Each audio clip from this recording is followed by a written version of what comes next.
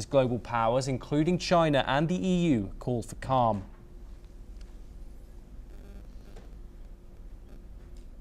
We now move to the Indo-Pacific. In recent updates from Australian polls, the Australian Electoral Commission has shared images online of ballot counting in the country's east, where polls have now closed.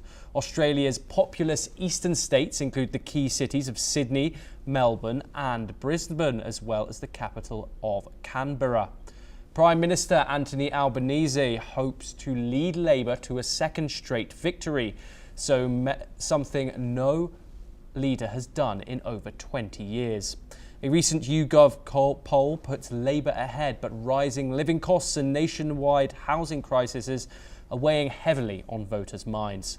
Sydney remains one of the world's most unaffordable housing markets, and both Labour and Conservative coalition have rolled out promises to ease the pressure, adding to the complexity. Geopolitical uncertainty, fueled in part by US President Donald Trump, has crept into the campaign conversation. More than 8.5 million Australians have already cast their early votes, a major jump compared to the last election. As the final ballots are cast, the outcome could shape Australia's direction on housing, foreign policy and on economic recovery.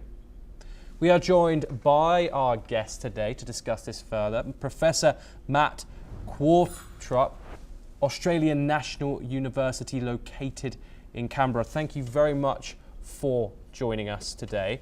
Professor Qvortrup, the housing crisis, this is central to voters' minds in Australia today. Would you be able to give us a synopsis of it? Why is this such an important issue to Australians going to the polls today? Well, the short answer is I can't, because I'm not an economist. So I can't give you a chapter and verse on that. I'm sorry about that. But I can say it's the main concern. But I'm not an economist, so I can't comment on that. My apologies. I want you to, Professor, if it's all right, if you can compare the two leaders, Peter Dutton and Anthony Albanese. What have their campaigns been like? How are the country receiving them? Is there confidence in either one? And how is this election looking to end up? It's a very sort of soft-spoken, quiet man with Albanese, and then we have a quite outspoken, maybe slightly populist man in Peter Dutton. And Peter Dutton is sort of probably on the right of the Liberal Conservative Party, and Mr. Albanese is on the sort of moderate left of the Labour Party. Mr. Dutton had previously aligned himself with Trumpian points of view, and he's had a pretty terrible campaign. I mean, obviously Donald Trump hasn't helped, and being aligned with some of the views that Donald Trump has expressed support for has not helped him. He's also had a number of gaffes. So on the housing crisis, he brought his son along to a launch of a housing policy, and the son, of course, was asked if he could afford a house. And Mr. Dutton, who is a wealthy man himself, had to admit that he was paying for his son's deposit, which made him look out of touch with the common people that he claimed to represent. So that was probably the first sort of own goal that he made, completely unforced error.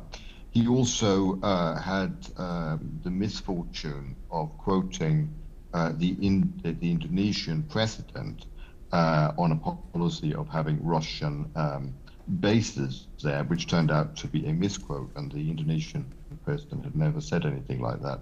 And it took a while for Mr. Dutton to admit that he'd actually kind of made up the story.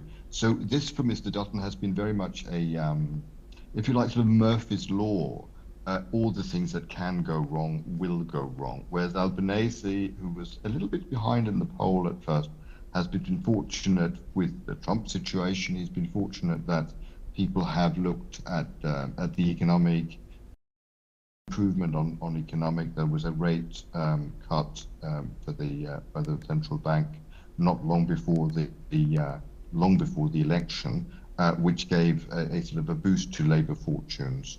So it's been steady as she goes for Mr. Albanese, It's been a series of unforced errors by Mr. Dutton, and also one of the things he sort of talked about was sort of a Doge style. People can't work from home anymore, and the problem is that he was relatively unpopular with female voters, and a lot of the people who in the public sector have the jobs where you can work from home were predominantly women. So therefore, that backfired a bit, and a lot of female voters, which he really needs in order to win, have turned their backs on him. So while polls can be wrong, I think in this case we are looking a bit more like a Canadian-style election. Of course, Trump hasn't threatened to invade us in Australia yet.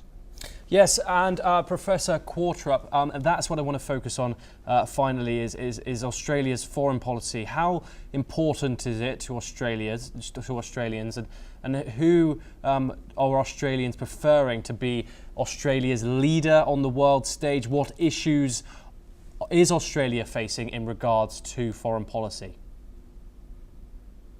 There are a number of issues. Of course, there's the Middle East, which are broadly in agreement about.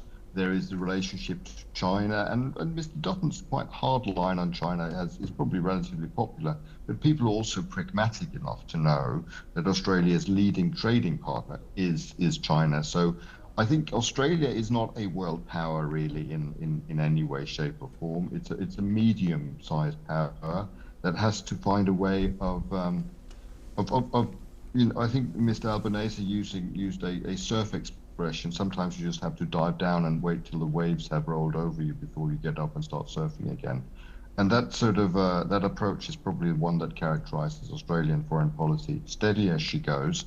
And Mr. Dutton has, with his statements about foreign policy, has probably proven that he's not quite the quiet force that Mr. Albanese has been. Professor Matt Quartrup, thank you very much for joining us.